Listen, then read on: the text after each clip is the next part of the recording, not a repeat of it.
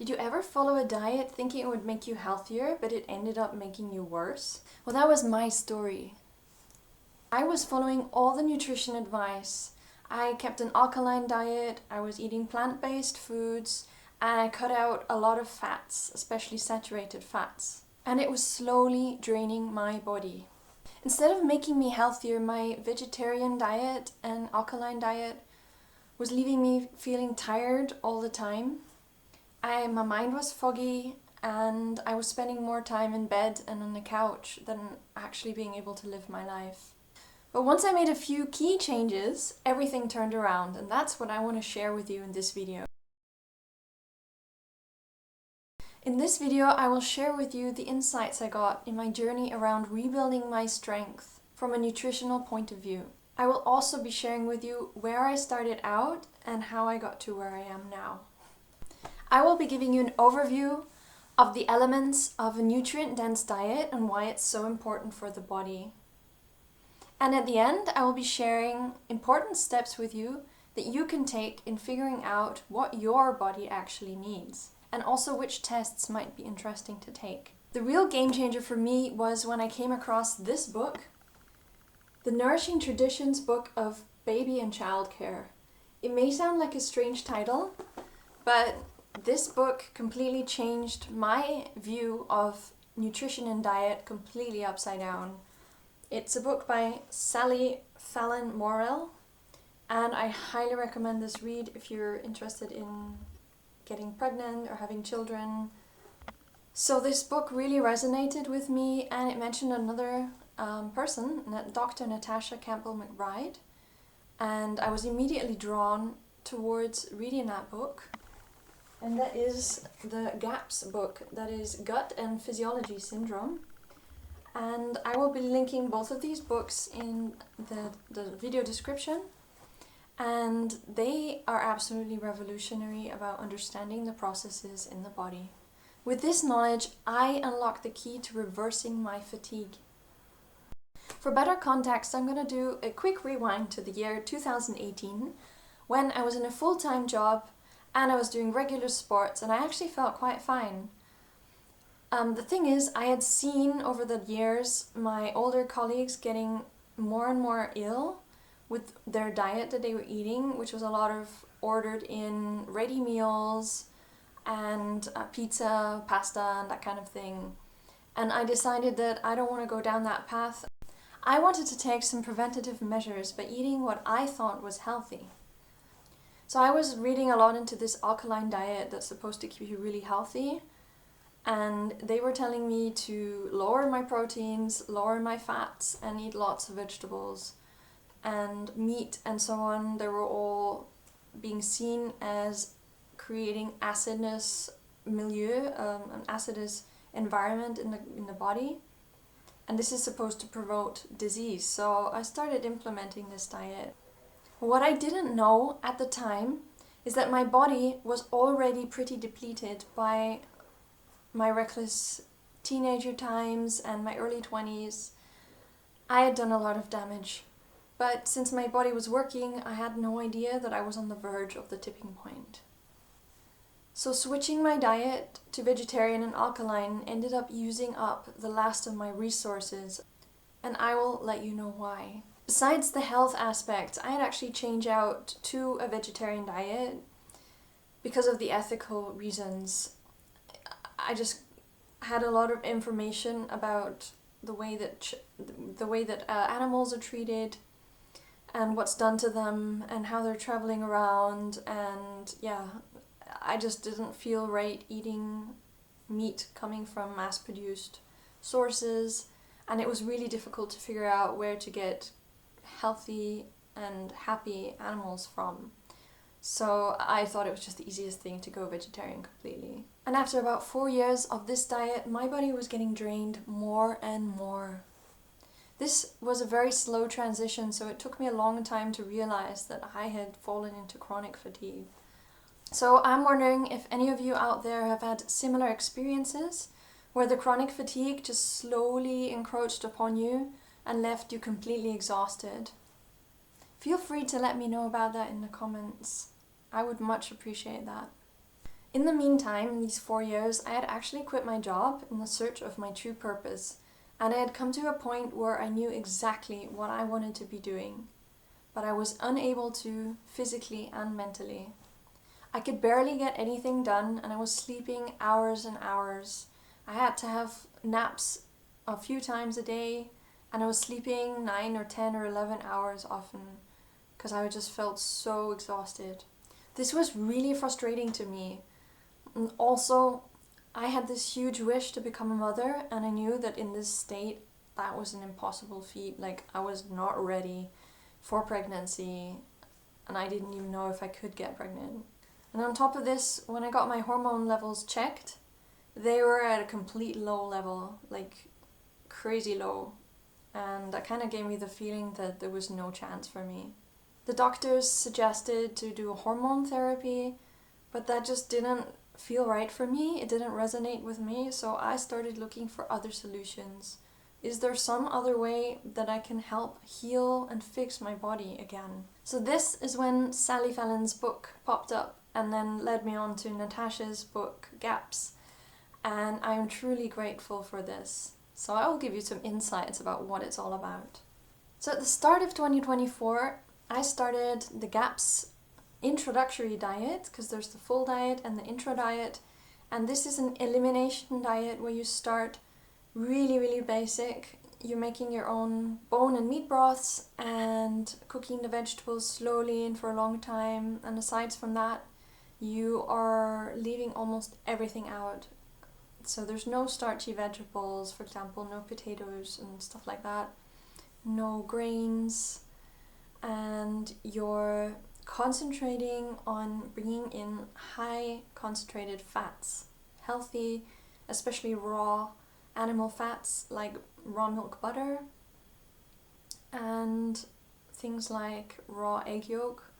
And this may sound really strange at the beginning, but my body was actually really enjoying this. I felt for quite a long time that, I was drawn to fatty things, but unfortunately to the wrong things. And rediscovering natural food, like real natural food that you cook yourself, you make from scratch, concentrating on organic, free range, well-fed animals that were allowed to grow at their own pace, allowed to live outside, free-ranged, things like this. This is what Sally Fallon and Dr. Natasha Campbell-McBride are talking about in their books. So while observing the body in Gaps, you slowly start introducing new foods. There's a whole setup in the introductory diet of things to try out, and also ways to find out if your body is dealing with them well or not. So you start introducing gut-friendly and nutrient-dense products like eggs and butter, and then slowly you also broaden the horizon, like you can start soaking nuts and fermenting them, or germinated seeds, this kind of thing, but like slowly. And at the end of the intro diet, you're allowed to try the first types of fruit, for example. So it's not a carb-free diet. It's all about cutting out the starch. The sugar is not such a problem if it comes from a natural product like a fruit, not industrial sugar. There's also a strong emphasis on fermented foods. So here's an overview of the 4 main principles of the GAPS diet. So the GAPS diet includes an intro diet, step-by-step elimination and reintroduction of foods, and the full GAPS diet, a more flexible version for long-term healing. The full GAPS diet is actually recommended to go on for at least a year, depending on the severity of your gut problems, even longer. And this provides deep healing through easily digestible, gut-friendly foods. So that was the first principle. The second principle is to eliminate gut irritants and toxins. So you leave out all processed foods, refined sugars, grains, starchy vegetables, and industrial seed oils, like especially sunflower oil, are removed because they contribute to gut inflammation, dysbiosis, and poor digestion. This allows the gut lining to repair itself because you're not attacking it anymore with all of these products. And number 3 principle is to focus on nutrient dense traditional foods. So GAPS promotes whole, bioavailable foods like homemade bone broths, organic meats, animal fats, eggs, fermented foods, and properly prepared vegetables to nourish the gut and body deeply. Maybe it would be good at this point also to mention that things fried in fat are not recommended. It's recommended to do slow cooking in the oven with water, or taking your time making soups and stews, but not fry-ups because of the transformation of the fatty acids into trans fats, for example, and also it changes the proteins in the meats and other aspects. So the 4th principle is repopulating the gut with beneficial bacteria. Probiotic-rich foods like sauerkraut, kefir and yogurt are a staple in GAPS, along with also fermented vegetable juices to restore a healthy gut flora, balance and aid digestion. So I went through all the phases of the GAPS intro diet and then went into the full GAPS diet. And I kept this up for a couple months, but it was difficult to completely cut out carbs, especially because of timing, and it's also really expensive sometimes. So I started experimenting and seeing what would work for me. So instead of a really strict GAPS diet, I experimented with traditional foods. I did occasionally have grains, but in the form of sourdough bread, and I started making it myself as well. I did, however, notice that when I was eating a meal that consisted mainly of bread, mainly because it's quick and easy, I would feel more tired afterwards than after other meals, and it did also have an impact on my stool quality, which I will go into further later. So I experimented with lots of different foods and was watching my body the entire time to see how it reacts to the different things. At the same time, I was really interested in what my nutrient status was like.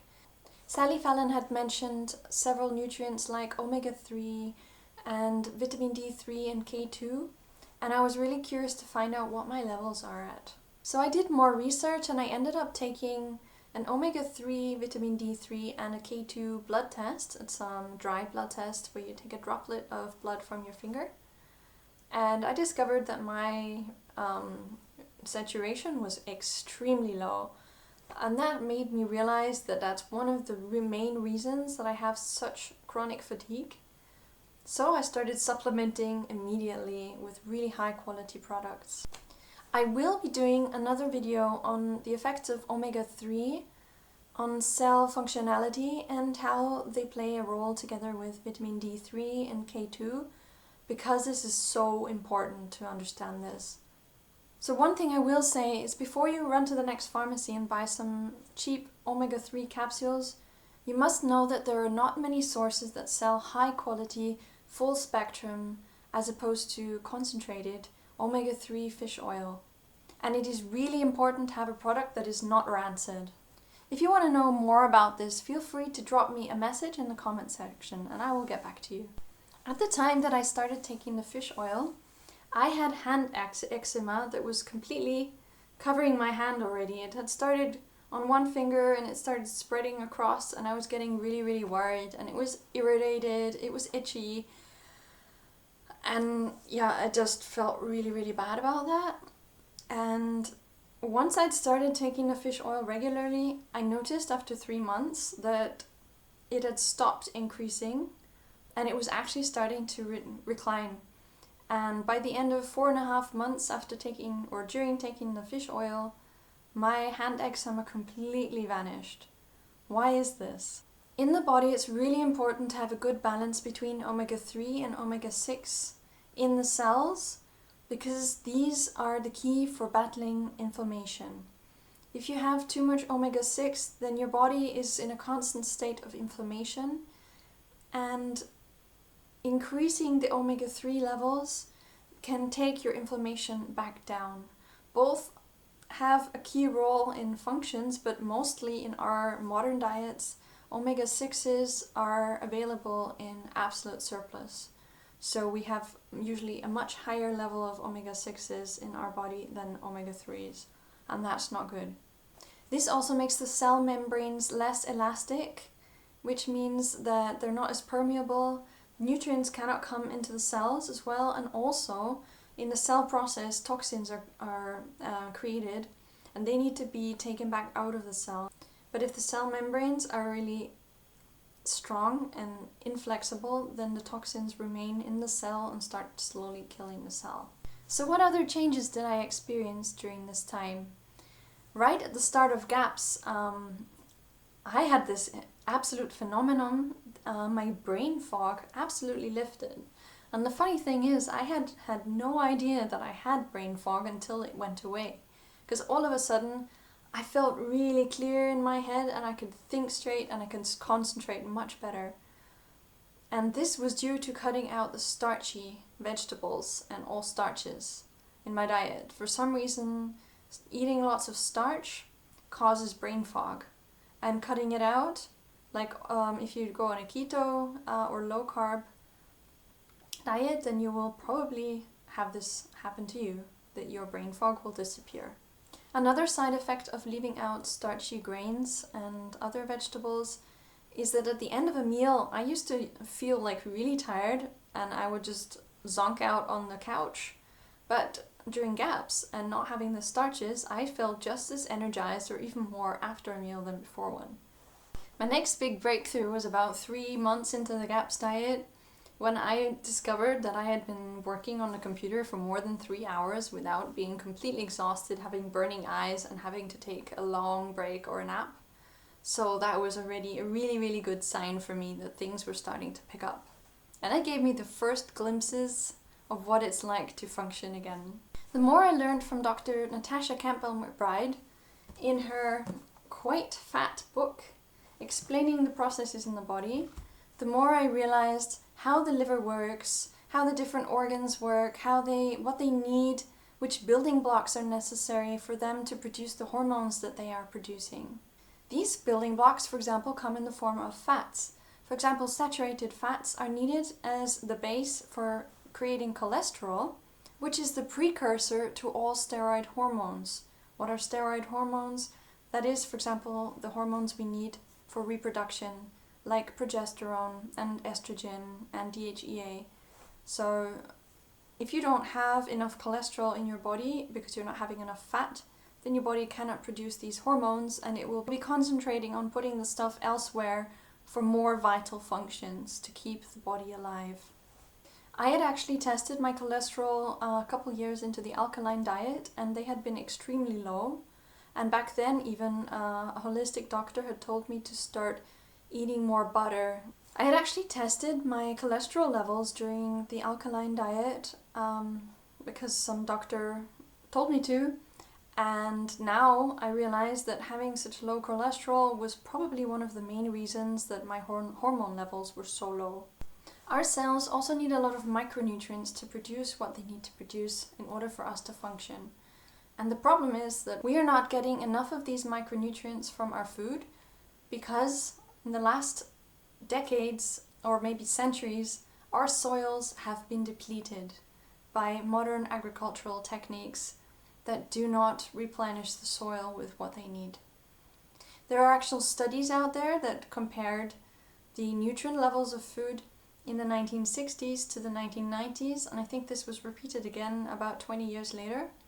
And between the 1960s and the 1990s, there had already been a 60% decrease in nutrients. Well, you can imagine how that curve continued in the next decades. This is one of the things that I learned about during my studies on environmental management and ecotoxicology. The topic of soil health and its consequences is something that I'm very passionate about, and I will be making videos about this in the future.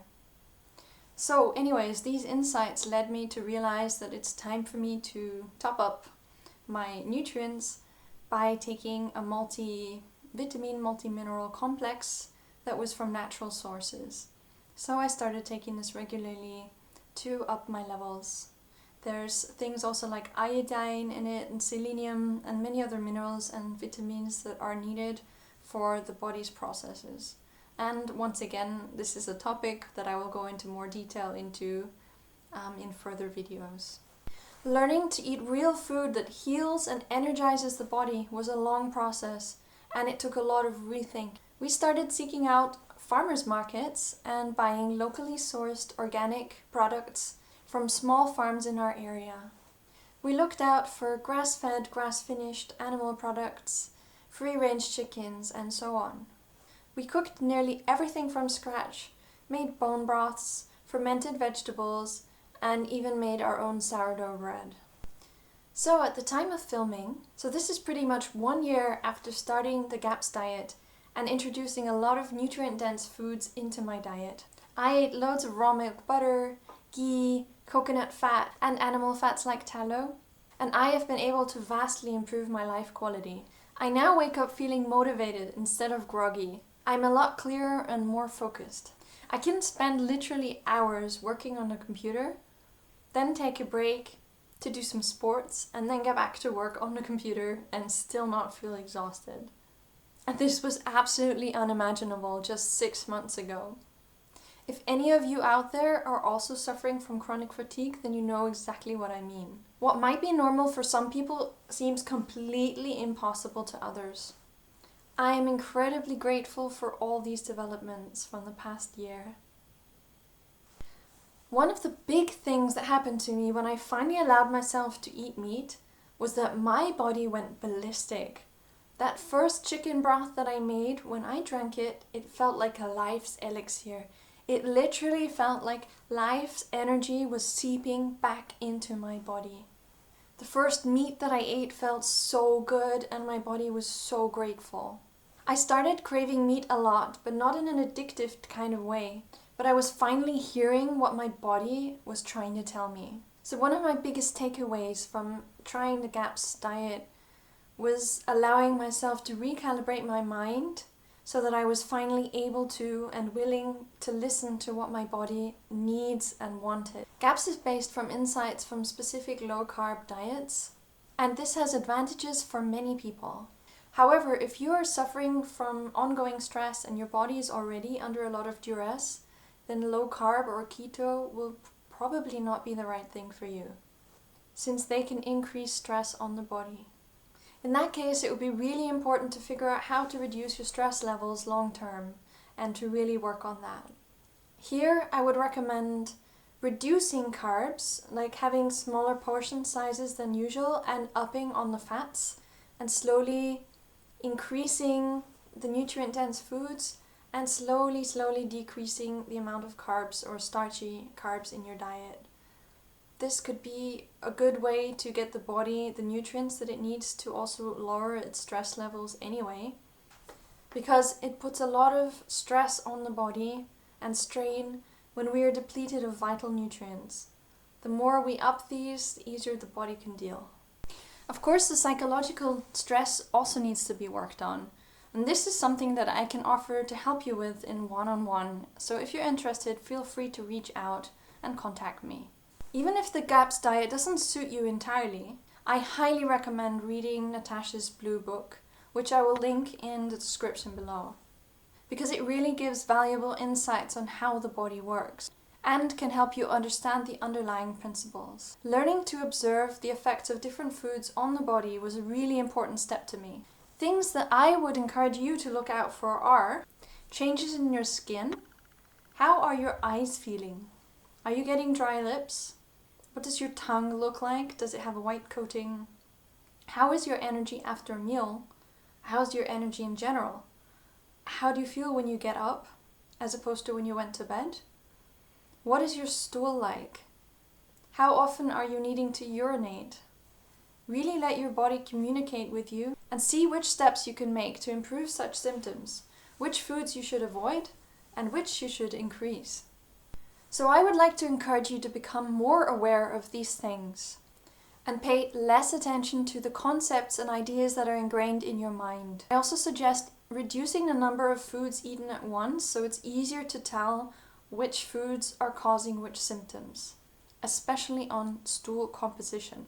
This is a difficult subject, but the goal is to improve so much that there are no more skid marks when you go to the toilet, and you don't actually need toilet paper anymore.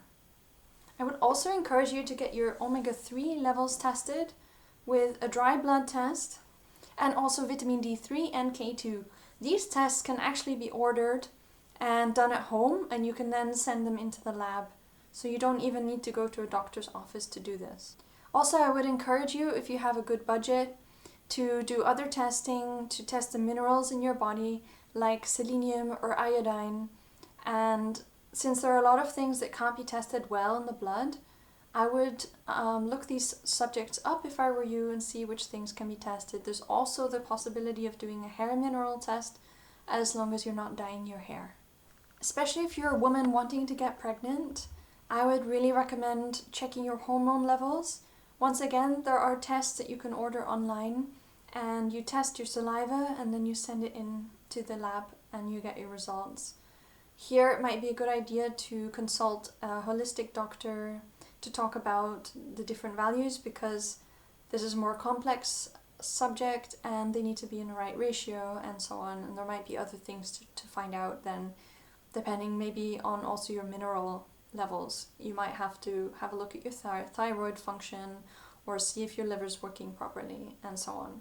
I also highly recommend to read up on the misconceptions of cholesterol and saturated fats, because these have been like really turned into like the boo man for a long time, and they're incredibly important though for hormone production and other things. The omega-3 fats are actually unsaturated fats, but these are fats that are needed as building blocks in your brain and in the cells, and are especially important when wanting to become pregnant, because the child's brain relies upon a good amount of omega-3s.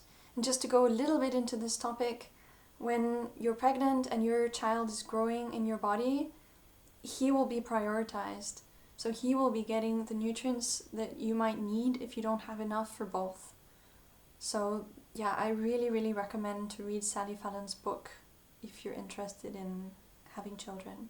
So I'm not a doctor, but I have been doing a lot of research into these topics, and I've been following, luckily, holistic doctors that are really passionate about helping their patients and have gone further measures to do this. I would really recommend looking into the topics of the GAPS diet, nutrient-dense food, and what the body really needs to build itself back up.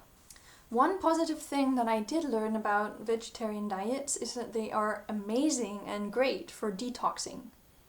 Many vegetables have a really cleansing effect, and they are also often high in antioxidants, so they are important in cleansing the body. I once did a 4-week vegan diet to accompany a cleanse I was doing, and detoxing with things like chlorella and zeolite. And these are things that I will talk about in a different video, because this is a really important step. In fact, this might actually be one of my next ones. But before doing a cleanse, I have learned from my experience that it is really important to get the body into a certain state first, where it has enough nutrients to deal with such a cleanse. If you too are struggling with chronic fatigue, feeling drained, or you just don't know what's going on with your body, it's not working the way it should be, I would love for you to share about it in the comments below. Perhaps you have already tested nutrients and you've come to a conclusion. Also, please share your insights and breakthroughs. I would be very happy to read about them. So if you enjoyed this topic, I will be bringing out a lot more videos on how I overcame my chronic fatigue in a holistic health sense, not just covering nutrition and diet, but a whole range of things that I have experienced and I did and I changed on my quest to rid myself of chronic fatigue and to step back into my full power. I invite you to subscribe to my channel if you would like to see more videos like this in future, and give this video a thumbs up to help share its contents with other viewers. See you around next time!